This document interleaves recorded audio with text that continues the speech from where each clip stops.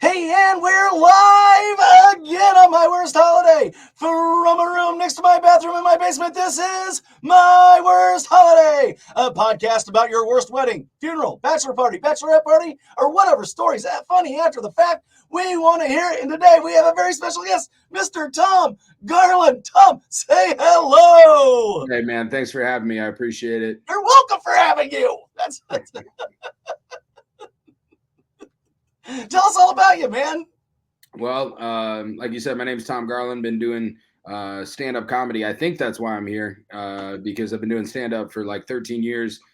Traveled, toured all over the country. Started out in Iowa. It took a little while, but eventually. You started out doing stand-up in Iowa? I did. I started out in Iowa. Yep, in Cedar Rapids. This is why I don't do stand-up, because I started out in Illinois, like down by Peoria. Oh yeah. Well, that's where Richard Pryor's from. That's not a bad place to start. Yeah, he moved on. Him and Kinnison, they kind of went on. I didn't. Yeah, well, he didn't. Yeah, he didn't finish the career there. That would have been a little weird, right? Yeah. No, I'm as good as both of them, though. I'll tell you that right now. Right goddamn now. All right. I wish they were here right now so I could have a stand-up contest. Well, they're dead, so you're the last of the living legends. Yeah, I can call those fuckers out now. Yeah, no doubt.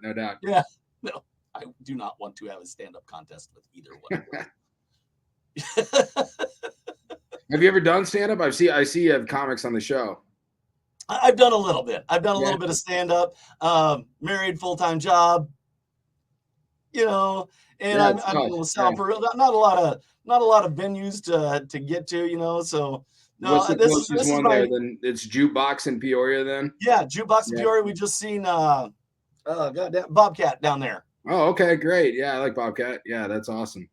Yeah, he doesn't live too far from us actually.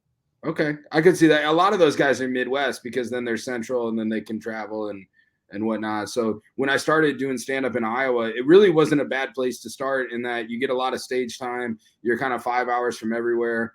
And so I did a lot of stage time in Chicago. I would drive into Chicago and I was spending about 1 week a month on my buddy's couch in Chicago. And I started young. I started when I was like, sometimes not young enough, but I was like 21, 22 when I started. And so I started driving to Chicago, crashing on a couch there, getting all as much stage time in as I could. And then I would work the road and do bars and that sort of thing. Mm-hmm. Awesome. Yeah. I did there's a contest down in Peoria. I did pretty good in that one. I did a couple just small bars and stuff like that here and there, but never really anything big. That's fun, man. That's so cool. I respect that. I respect anybody that gets up there and gives it a shot. There's like anything, like the podcast world, like everything, there's levels to it, so yeah. I like to think I had gotten to a really fun level. To me, it's like doing golf or something where even if you don't see the financial success side of it, at least there's the point when eventually it starts to get easier and easier, and then you just have fun up there. Is that the way golf works? Because I'm not sure. Well, not for me necessarily. I know I like Bloody Marys. I know I like riding around on a cart. Yeah. I know I like hitting the little fucking ball. I also like screaming cocksucker every now and again. But well, you can do two of those four things in the comedy club. You can drink the Bloody Marys and scream cocksucker, but probably shouldn't play with your balls or carts. Exactly, or drive the cart. Yeah, I don't want to drive the cart around it. But yeah, I can dig that. Yeah, it's like, it's like I've only been playing it for about 30 years, and now I'm getting to where I know I'll still never make any money at it. So I know that, Well, I know comics like that too. They're like, it's funny. You always see like comedians have their own bios, right? They always have like a bio. I sent you mine before the show because we had, this is the first time we've met, right? So it always says the bio and it says like what that you know them from or something like that. Mm-hmm. A lot of comics will say he's a young comic, he's a young up and comer. I'm like, this motherfucker is 40 years old. I'm like, he has been doing comedy for 35 years. Yeah. When's he gonna hang it up? So. Good old Rodney didn't start until his 50s, like 50 years old. And there's Black both. There's Rodney, there's Lewis Black, there's two people out of 7 million. So they hit the fucking lottery just because they're talented. Yeah. I'm with it. You're right. Yeah, this young man motherfucker's 75. What are you talking? Exactly. And they never look like the headshot or anything like that. Yeah. They're out there going like 23 skidoo, like what? I think it's always funny. It'll say like this young comic or this young guy, but then the headshots in black and white. I'm like, they couldn't have been too fucking young. Like that's because that's all they had. this guy's got his picture in Come front on, of the Model Tom. T. Yeah. So Yeah. Well, we would have used chromatic, monochromatic. They didn't have it. It's like yeah. He said her jamming out to, God damn it, can't think of his name. Simon. Paul Simon. Don't take my Romeo away.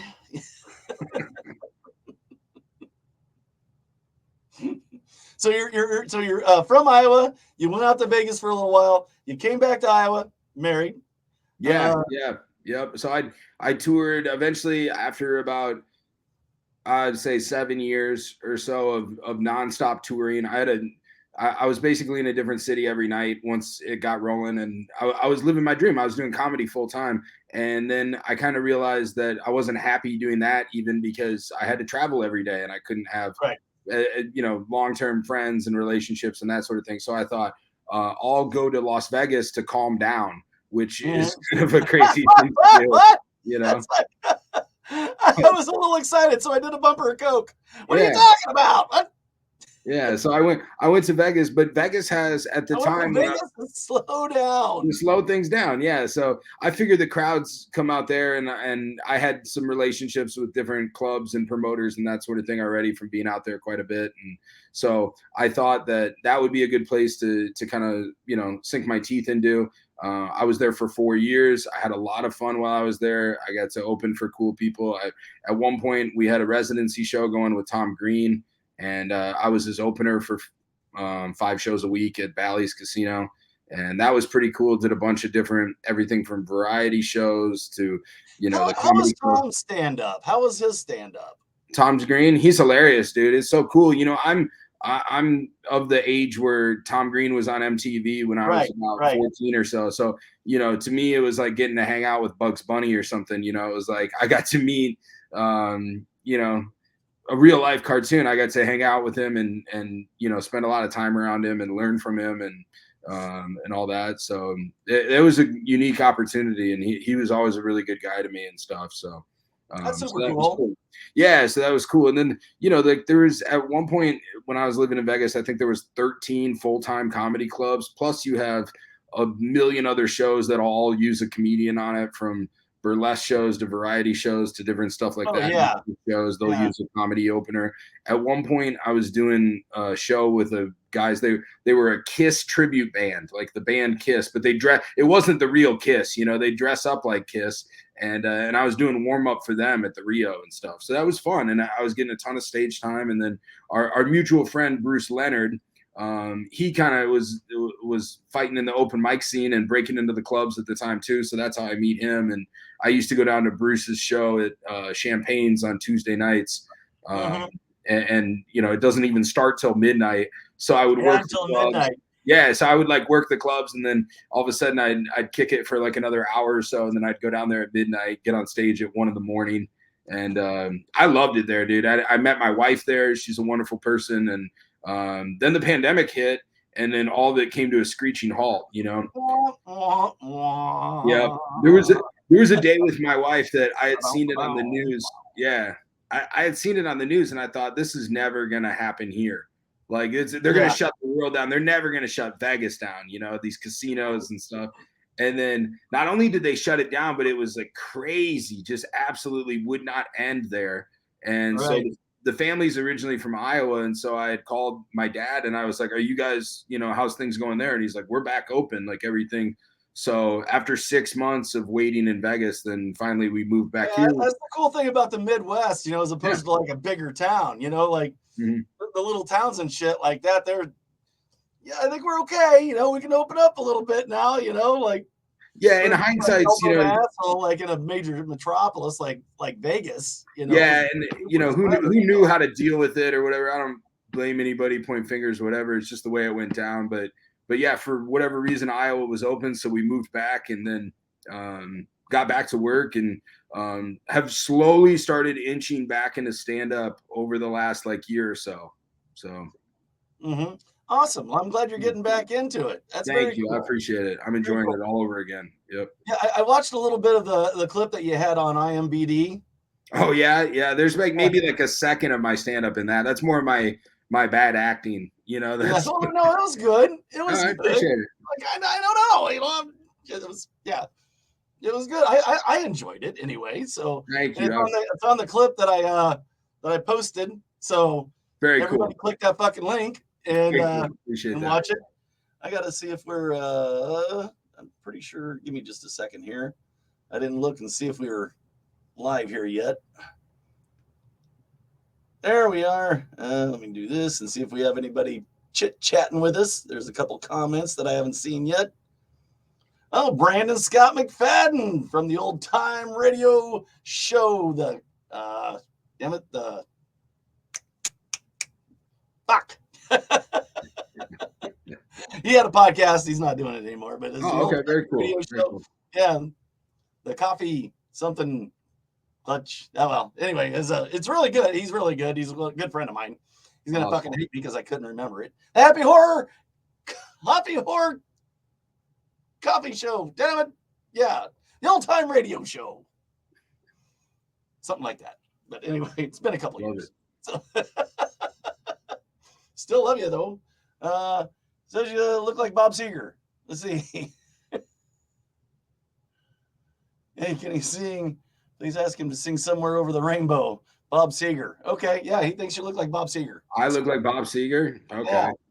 I don't even – Bob Seger's like kind of before my time. I know Bob Seger, but I don't know what the fuck he looks like. I guess he looks like this or whatever. He sings Somewhere Over the Rainbow, though? That's – I think he's done a couple of them. He's done his rendition of it. Yeah, something like that. I've never heard it, but Brandon, I guess. My last name's Garland, excuse me. Judy Garland sings. Judy Garland. Oh, I get it. There it is. Maybe that's the joke. I was saying Bob Seger because he sings Somewhere Over the Rainbow. I get it because the Garland thing. Yeah, you're right. Just for me, please ask him to sing Somewhere Over the Rainbow. Okay. All right. There it is. So, all right. That's good. That's great. That's what we get for looking in the comments. That's what you get. That's what I get for not remembering the name of his fucking show. Yeah, true. Yeah, he might have just shit on your parade because of that. Yeah, I'm sure he's a young podcaster, right? That's like, yeah. Hey, this kid's got it going on. He's a young up and comer. Yeah, he's an who knows Bob Seger's rendition of Somewhere Over the Rainbow. There it is. There it is. All right. So hit us with a story. What do you got, Tom? Hit us, buddy. Just a story about anything? Anything. Yeah. Any funny or embarrassing. It don't even have to be about you. It can be about something that you've seen or a situation that you was witnessing at the time. Anything. Sure, absolutely. Well, so normally people come on the show, right, and they talk about their worst holiday. That's the any. Are you trying to get to that right away? I kind of pigeonholed myself with the name of the show, and it took so long to build the fucking website and everything. Yeah, I wasn't gonna change it. Sure. Well, hey, I like that idea. That's kind of cool. You said bachelor parties at the beginning of the show. Before I moved to Vegas, I went on a bachelor party to Vegas, and there was like 13 guys with us. And this was rare for me to do anything like this because I was traveling and touring all the time. Obviously, 13 drunk guys. Yeah, I mean, it was just around. You told some stories. You roasted some marshmallows. You made s'mores. yeah. Well, kind of in a sense. You'll see where this is going. About the girls you liked. Yeah. So we get to Vegas and it's just it's like real life hangover, right? Which of course everybody's gonna say stuff like that, Oh yeah. If they talk about a Vegas bachelor party. But 3 people is too many people to go to Vegas with. Vegas is great alone. Like it's a great place for you or maybe one other person, but there's too many distractions and things and beep, bing, bing, bing, bing. And so you're losing people all the time. But the one thing we decided we'd all do together was we were going to go to a pool party. But like a pool party in Vegas isn't like, it's like a nightclub during the day. They call them day clubs. It's not like you go to the pool and you have a couple beers. I mean, they have, bottle service and all that sort of thing. So we get pretty fucked up at this pool party. and we head back to the hotel, and we had this big suite, right, with 13 of us in there. And I hear like an explosion. You're talking about roasting marshmallows. I hear something explode in the hotel room, basically, but it's a huge suite. So I was like, what was that? I come in, the microwave is on fire, and my buddy's standing next to it, like, because it had exploded. And I said, what did you do? And he goes, I put my phone in there. Why? Why? I said, why did you put your phone in there? He goes, oh, because I got it wet at the pool party, and I was trying to dry it off. And I was like, so you put your phone in the microwave? What'd you do? Press popcorn? That's the stupidest shit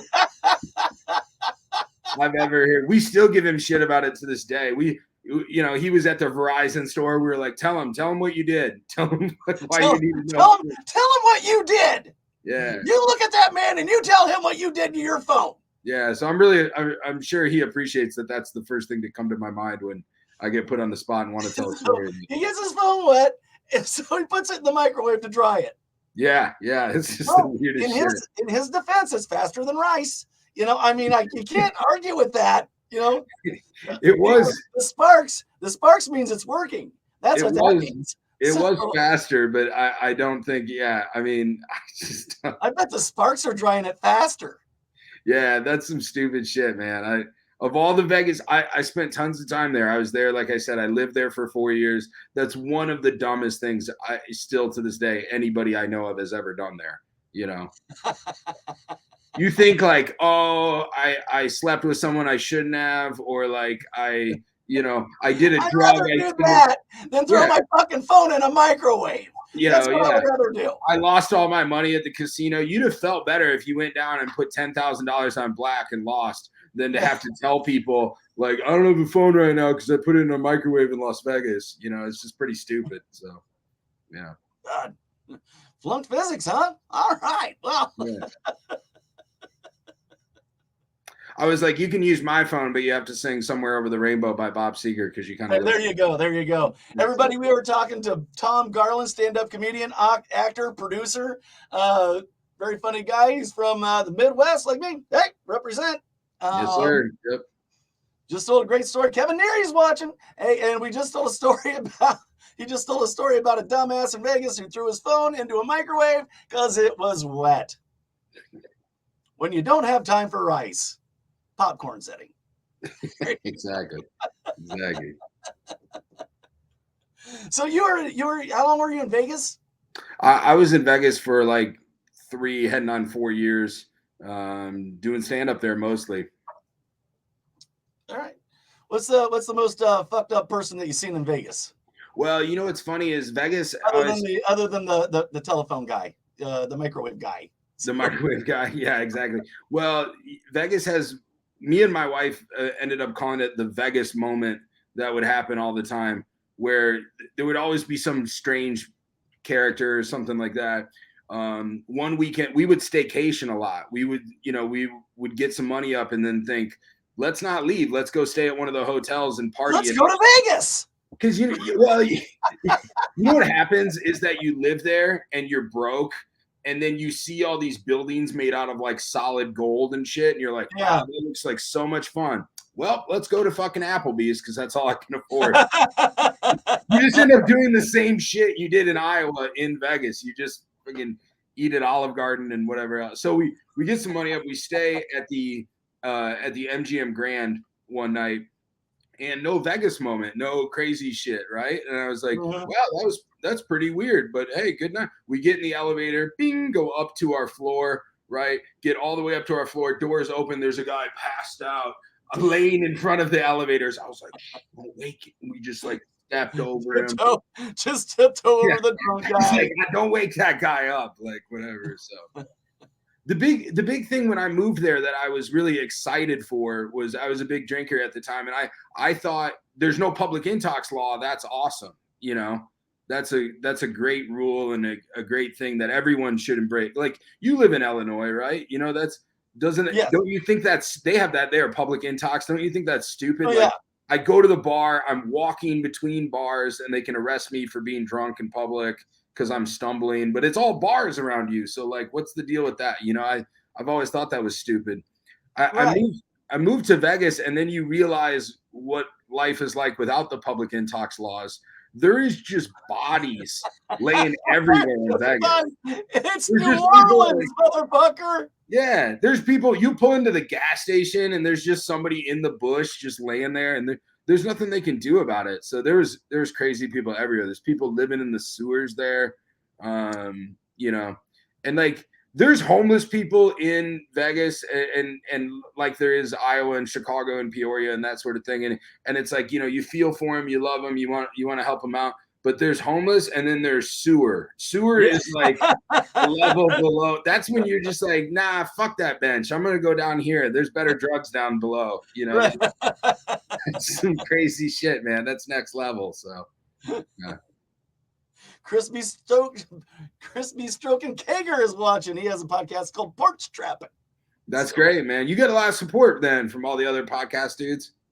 I do. I've spent a lot of years building these relationships with these wonderful people. That's and awesome. Yeah, like several of them's been on. One Chris, I've tried to get on, and he just keeps blowing me off. He's like, "Fuck you, Mark," and I'm like, "Okay," Actually, no, he's a very nice man. He's That's good. Good. But yeah, no, a lot of years building relationships. And just to let everybody know, something big has kind of happened. And you're here to witness this, Tom. I appreciate that. This is a new logo for a channel that's coming out. It's called Mosaic TV, and it's going to be a channel. It's going to be on Amazon. It's going to be on Roku, and My Worst Holiday has signed a 6-month contract for a new channel. Congratulations. Mosaic.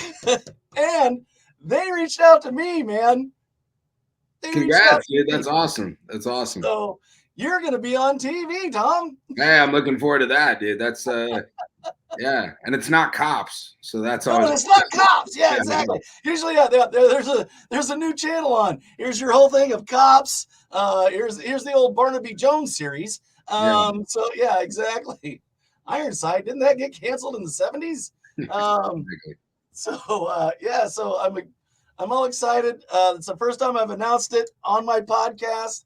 I'm gonna have somebody. It's gonna be on next Thursday. She's another individual. It's going to be on the channel. I hope everybody tunes in for that. But yeah, I'm just glad I got that lead in there. But oh yeah, plug away, dude. Yeah, that's great. But yeah, you'll be on. So yeah, you're going to be on TV. So we're going to be national. Okay.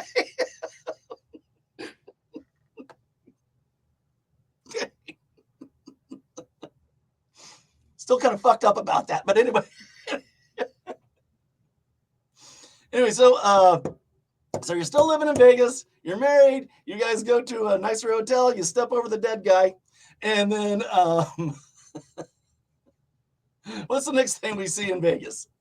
Well, I don't know. Eventually, like I said, COVID shut everything down. Which I at first I thought I never took a break doing stand-up. I did stand-up for 13 years. I was on stage almost every night. I got really into it really quick. And one of the things that even when I was in Vegas, I was getting on stage multiple times a night too, as well. So, I was probably doing, safe to say, 15, 20 shows a week, Yeah. By the time I hit it an 8 o'clock, at 10 o'clock, and then an open mic after that or something, I was at the clubs first and then the open mics. So I was on stage all the time. So I thought, hey, this is a cool break. I'll get a break for a week or two. Right. And then Vegas kind of opened back up for it was 2 weeks to stop the spread. Right. That's what they said. And then it's just, yeah. Yeah. It's a long fucking 2 weeks. How pandemics work. No, that was some bullshit. Right. Well, I grew up this thing. What was that they did in school? Science. Yeah. That was it. Yeah. Science. Yeah. Yeah. Yeah. So, they shut it back. They shut everything back down.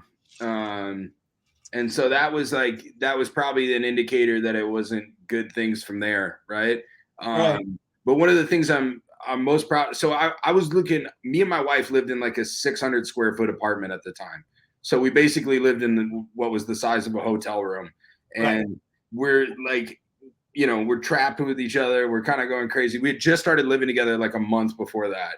And then every time you go outside, Very cozy. Very yeah, cozy. every time you go outside, it's 120 degrees outside.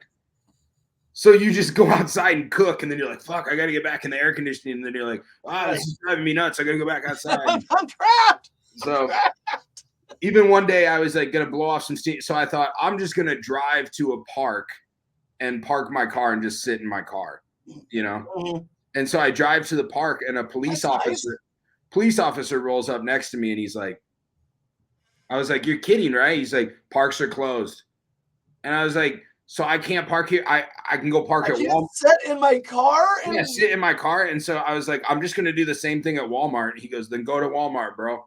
So I go to Walmart. I'm just sitting in my car. The majesty of Walmart. God, can you just breathe it in, Yeah. and you find the best parking place you can, and you just people watch. Yeah. Well, you watch to see who had toilet paper at that time. You hit them over the head. God. No, I was smart, man. The first Chris Kager says, how is it they cured COVID faster than STDs?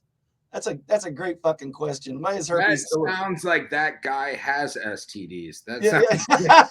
He's like, you might have just given yourself away. Where can I find a $40 hooker? And I'm like, well, Chris, you really ought not try to find a $40 hooker. It's if you do, well, then you deserve the STD that you're gonna fucking get. So, you get the STD you can afford, Chris. I guess that's no doubt. That's funny. No, I used to like to watch when the hipsters were real big and like just watching the douchebaggy things that they would wear. Like this guy he had a big beard and he had a hat that he wore on his head. Now when you and I wear a hat on our head, we wear a hat on our head. This set on top of his head, and it was like a little derby. That's called a yarmulke. Did you know that? That's no, I don't believe he was Jewish. I don't think it was a Jewish thing. No, I don't think so. I was like, I don't know if that's anti-hipster as much as it is he might be worshiping Gorgoth or I don't know. But anyway, it was like on top of his head, And yeah. It was. I'm like, you like the Billy Madison, like when he's going down there you go. I'm looking at my wife, look at that, like that. That's funny. Yeah, well, sorry, did your parents have any kids that lived? No? All right. Well, it's good for them. Yeah. Yeah, the majesty of Walmart. It's just I experienced it twice today, actually. So you went to Walmart twice in one day? Yeah. Did you forget something, or why'd you go back? I did. I forgot something, and then I'm putting new speakers in my truck, and I bought some speakers, and it turned out I think the rear ones were smaller, so I took those back and got the smaller ones. It was a whole thing, and then my wife needed creamer, so there you go. Wife says I need something. The way you go. See, I'd be afraid to buying speakers at Walmart is smart. That's economical. I'd be afraid to pull up to Walmart with new speakers in my car, though. No, they're not into that creamer. You come back. I took my speakers. What the fuck? I just bought those here. Yeah, don't worry. It's LaSalle, Peru. I'm not really worried about it. I can keep my keys in the car. True. Yeah, you're in Illinois. Yeah, you're in freaking Peru, Illinois. So yeah, you're safe, dude. Yeah, no problem. Yeah, Vegas is crazy, man. So back to that. So eventually I get a call from one of the promoters, right? This guy had booked it was like a Mexican restaurant / bar that sometimes did shows. And he was like, hey, the owner's basically saying, fuck it. And we're going to do shows, no masks, no nothing. And everybody's going to go down there and do stand up. And I was like, I didn't know what to think at the time. I hadn't really formed a strong opinion on COVID yet because the information is just coming out on it. But I was like, that doesn't sound like the smartest idea. But it also, in a lot of ways, sounds historic, right? It sounds like kind of a badass thing to do. And so I was like, I started doing this thinking thing. Yeah. They got science and then. Yep. But then again, that sounds like fun. So the guy, they have this show. I'm one of the first comics they put back on stage. They have this show, and so I was kind of freaked out to do it. And the place is packed, and everything's closed down in Vegas, but this place is packed. They're serving liquor. No one's wearing masks. It's just like life never stopped, right, inside there. So I was like, hey, doorknobs. It's off the fucking hook. So I would just sit out in the parking lot, and then I would be like, yo, just yell at me when it's my time to go on. And then I would run in the door and like do stand up real quick and then run out. Yeah. And then I would run out the door. Yeah. They're out the back door flashing you with the flashlight. Click, click. You got 30 seconds, buddy. Click, click. So down there. Those guys were like, they didn't care about any of that shit. So they were like, you pussy, you idiot. Like, that's the stupidest shit. You think you're going to get COVID? And then I would go home and my wife was on the other side of the fence. My wife was like, I can't believe you went to that. And she's like putting cleaner all over me and like washing me. She's like burning my clothes. And like, she's like, you brought that into our house. And stuff. So I was constantly torn. But then, nothing reopened there. So there was just no reason to stay, Right. I mean, it did eventually, but, not on the to front side, only 4 people died. The rest were exactly. Right. Exactly. Yeah. I did the math. I know my odds are good. I'm okay, No doubt. Yeah. That 1 out of 100 that they just fucking ravage, like. Yeah. So who knows? So that was kind of a crazy Vegas thing that I never thought that would be like, something I'd come home with. I figured, I'd play these, it would end with me playing some big show or something like that. And instead I'm at a Mexican bar on Desert Inn Road, and I was like, I think this is the end of the line. Like, I think this is it. This is the end. So it's kind of crazy. I come into town. Normally that goes the other way around, right? Normally you start at like the little bar and you work your way up, Right. But it was like I started on the strip at Bally's opening for Tom Green. I ended hiding in a parking lot, running on stage to get my stage time or whatever. And I'm just like buzzing in there. And some guy's like, hey, that looks like Bob Seger. And I go up and run out or whatever. And then I like the way you brought that back around, Tom. Thank you. I like the way you brought that back around. Thank you. And it's hard. It was hard to like write about it too, because you're right. People were dying and it was like a really serious time. There was riots. There was all this shit going on or whatever. So I would try and go on stage at first. And I was like, go on, and I'd be like something about, I'd be like, how could they figure out COVID when they haven't even figured out STDs? And I would do some stupid shit like that, right? And then people would be like, what is he talking about? And then I figured like I had to talk about it, and so, so I did do some material about it, but it was so weird because the whole world was changing every day, every day to day there was something new going on and whatever. So it was kind of hard to keep up with. And then I kind of took a break for 2 years, which was really weird for me. But we came back here, like you said, not a lot of comedy going on in Peoria, Cedar Rapids, the same way. And the closest full-time A-room comedy club to me is the Funny Bone, which is in Des Moines, which is a 2-hour drive for me. So I had just gotten married, loved my wife, got a new place together, and was, started a new day job. And I just thought, I'll make it to Des Moines sometime. And I just kind of never did. But Cedar Rapids is right around. Oh, yeah. Nothing. Yeah. Nothing. Yeah. Right around. Right around the other side of Cedar Rapids. You know what I mean? Like it's, yeah. All right. So I just came up with this joke the other day, and let's see if everybody thinks it's funny. I slept with I had a threesome with 2 Rachels, and I felt I was by Rachel. Okay. That's pretty good, actually. That's not bad. Well, I also slept with 2 girls named Chandra. It was a double on Chandra. See, I like that one better. There you go. Okay, That Chandra better than the Rachel. I like the double on Chandra. I thought the by Rachel was pretty good. Nah, Chandra better no than love the for that one. I'm not getting any fucking love or any hearts for that one. Shit. God damn it. No thumbs up, no hearts, no smiley faces. You think this kind of humor is easy? We gotta get you back to the jukebox, dude. That's where you fucking bang it out. Mm.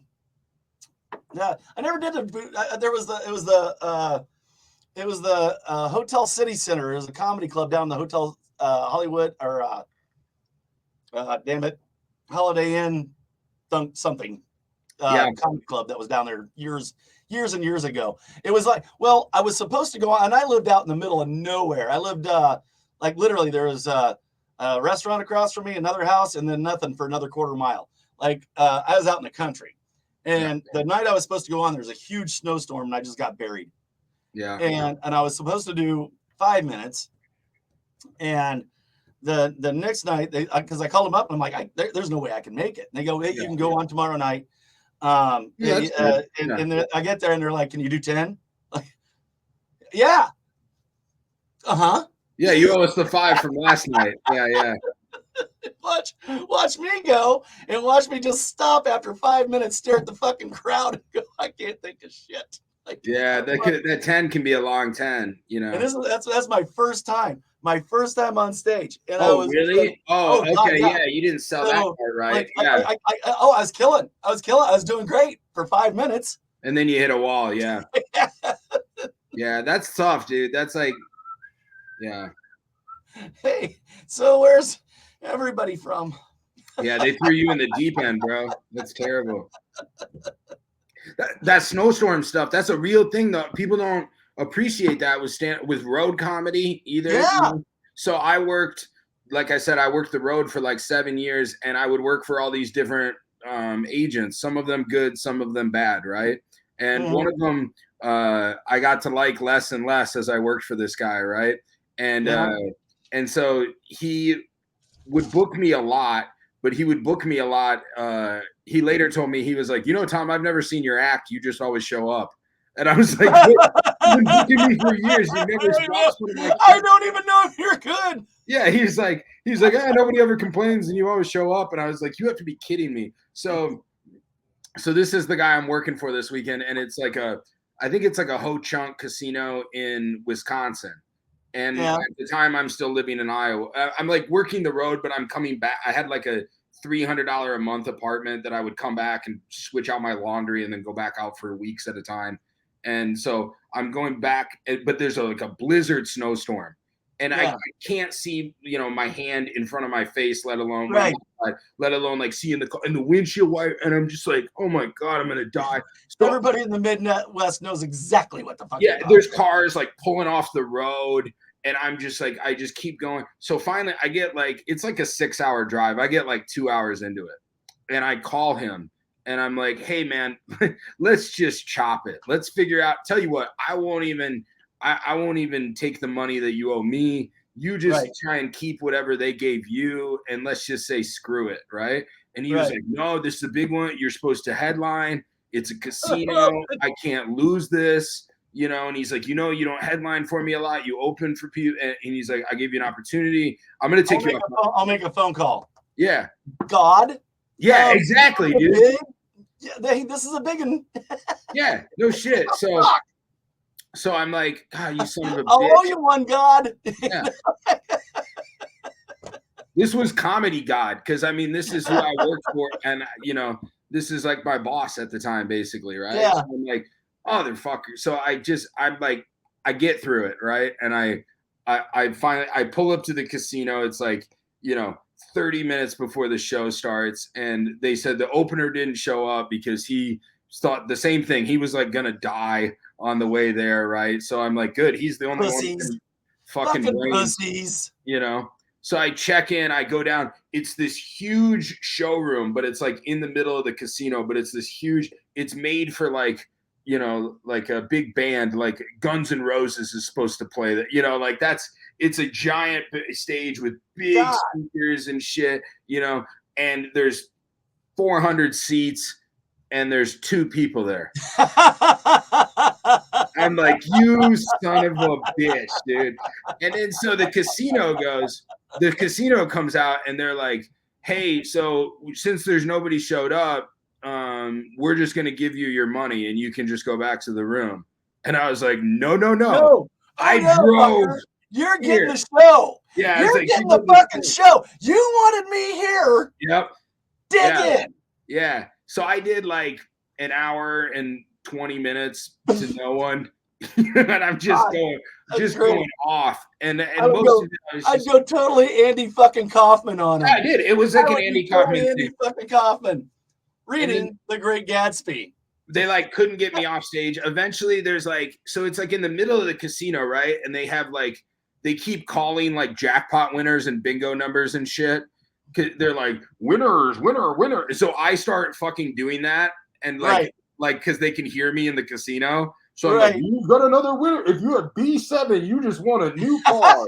And I'm just like, I'm doing like cars that are being towed and shit like that. I'm like, if you are the driver with a black sedan and you are parked in section D8, we are towing your car. And I'm just like going, finally they're like, that's enough and whatever. So I hey, you don't like my fucking act.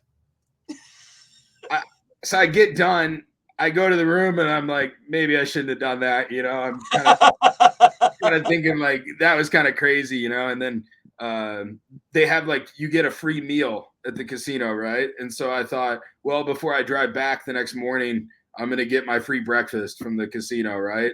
So I go down to the breakfast buffet and the guy goes, there's a guy and he goes, hey, you were the comedian last night, right? And he goes, yeah. He goes, that was pretty funny. That's pretty funny. And he was like, I was like, how did you see that there's nobody there? He's like, I was back at one of the slot machines. I could hear you. And he was like, you're doing the bingo numbers and shit. That's pretty good or whatever. Like, we were fucking with them and whatever. But there's always somebody likes it. So even, I guess, point of my story, even when you're doing your 10, even when you're struggling, I'm sure somebody was feeling you. And isn't that the point? You know, isn't that the point of these podcasts and all that sort of stuff is. Yeah. That's why we do it, dude. Absolutely. But thank you so much, Tom. I appreciate it. You've got the floor again. Tell everybody where they can find you. Tell me that they can send you money on Patreon. Do you got a Patreon?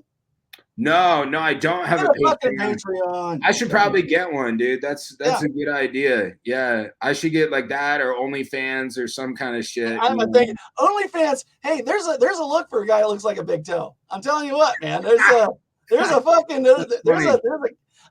got a buddy, and God bless him. I love him to death. He's a fantastic guitarist, young guy, had a stroke. And we were talking to him about getting on OnlyFans because there's a kink for everybody, you know. You can do OnlyFans. Like the stroke kink, probably few and far between, right? Don't they always say that? Right? It's a big fucking world. Yeah. So. There's always like some girl saying she's like, I'm in the top 1%. You know, that's what they always say, right? I'm in the top of what? Yeah, I mean, that's left way open. I'm in the top 1% of what? Yeah, well, they do a lot of percentages out there. Whole lot of percentages. They did say like of earners, you know, like I'm in the top 1% of earners on OnlyFans because I got big tits or whatever. Your guy with the stroke, he would just be in the 1%. Like I'm the one guy with a stroke. He's in the top 1%, exactly. I would be in the top 200% for a medium-sized penis. I think would be my exactly. I'm sure there's guys that do that. I'm in the top 1,000%. You know, for a guy, you know, like. I like how you said medium and didn't sell yourself short, though. You were still no. It's not Gordath the Destroyer, and it's not Peony the little weenie. It's just a little kind of a middle. Yeah, ain't gonna kill anybody with it, but ain't gonna tickle anybody with it either. You know, it's like great. Exactly. That's great. Yeah. These are facts, folks. Yeah, so this is where I am. I'm never going to be on a porno unless I produce it myself. So let's see. Well, don't aim so high, you might get there. You know what I mean? But yeah, you can't probably send me money anyway. My only source of that is a birthday card from grandma. Maybe if you figure out my address, biggest fan. Yeah, biggest fan. No doubt. But I am always looking. I'm funny. I'm always looking for people to watch my stuff or connect, though. She doesn't think I'm funny anymore. No, probably not. No. Was your mom there? Months. So it's Was your mom there the night that you bombed after the snowstorm? Oh no, no. You didn't tell any friends or family or anything? I had my cousin. Your cousin? Yeah. I bet he told fucking everybody in your family that you I had suck. him come and record it. I had him come and record Oh, it because he had, and this is back in the '80s, and he had a VHS that looked like okay. the news camera guy from Channel 8 News, you know, like back in the day, and like this. So this is like late '80s, and anyway, he didn't rewind the fucking tape all the way back to the beginning, so my set wasn't until like an hour and a half into the fucking video cassette. So you're just under. You're just seeing people do this for. That's a pretty good. That's a pretty good video cassette impression. That's pretty great. Oh, stop, Tom. Anyway. But again, everybody, thank you so much. Tell everybody where they can find you. Tell them what you got going on. Tell them what your movies, your shorts, or whatever you got going on. Tell everybody. Yeah, so you can connect with me. It's just TomGarlandStandup.com. That's got all my stuff on there. It's TomGarlandStandup.com. Also, I'm in a movie right now that's on Amazon with Rob Van Dam. He's a WWE legend, WWE Hall of Famer. Yep, you can see our movie together. I was Rob's opener. We used to tour together around the country. I was his kind of comedy friend that he would do shows with and stuff. And eventually we decided to bring our friend Joe Clark on tour with us. And Joe is a filmmaker, and Joe shot a whole movie about the tour. Interesting thing with this is that originally we set out to make just a stand-up comedy documentary. But along the way, Rob had a concussion. And so we get into exploring concussions in WWE and the effects of that and his long, illustrious wrestling career. Sure? Are you sure it's not the weed? Yeah. Well, he is. We're talking about Rob Van Dam. He is. He is Mr. I know who Rob Van Dam. See, he comes down. Yeah, well, I've got a buddy. He owns Dreamwave Wrestling. Oh, okay. Yeah, and Rob came down, and he's just the coolest fucking guy. Oh, I didn't meet him, but one of my best friends did. He's like, he was the coolest fucking guy, and he was just perma baked. Like, are you sure it was the concussion? Yeah, no, he is perma baked. That's a nice way to say that. Yeah, and he loves his weed. But hey, man, I mean, you know, if you to each their own. You can make money doing what you love, and you know, I don't think there's any drug tests in his, you know, corner of the world and that sort of thing. It's legal. It doesn't fucking matter, man. Yeah, and he lives in Vegas, and it is legal. They ought to outlaw concussions because those fuckers will hurt you. They ought to keep the weed legal, but the concussions, they should outlaw them fucking things. That's all I'm saying. Science, right? Science. That's what we talked about. Yeah, that's all it is. That's all it is. That's all it is. Yeah. Tina Leach Williams is watching. She's been on my show a couple times. Hey, good news, Tina. We're gonna be national. You're gonna be on it too. So anyway, so all right, and thank you, Tom. Tina, you should have joined us a little bit ago. This is Tom Garland. He just got done singing "Somewhere Over the Rainbow." It's Judy's grandson. A lot of people don't know that about him, including him.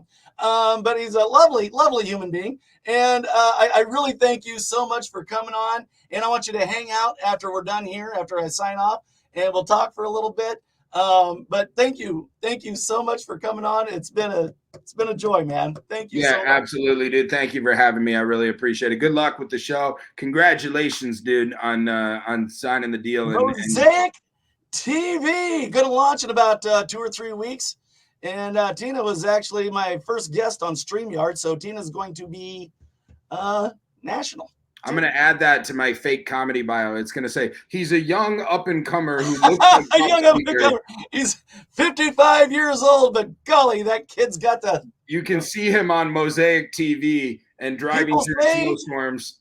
People say he's the bee's knees. That's what he's the berries. That's what they're going to say about me. That's it. Yeah, born in 1967. That's golly, he's hip. He's a hip cat. That's all right. Well, and from that being said, you can send some money to me. You can send it my way, you fuckers, you cheap bastards, at patreon.com, at myworstholiday@patreon.com. You can send it there. If you like a show, if you like any show, send them $1, you cheap bastards. It's the cheap and most entertaining thing you could ever pay for.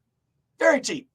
If I had 3 million followers and you gave me a fucking dollar for every one, I wouldn't have to do this shit anymore. I'd be hanging out. Anyway, and from a room next to my bathroom in my basement, this has been my worst holiday. Good night, everybody.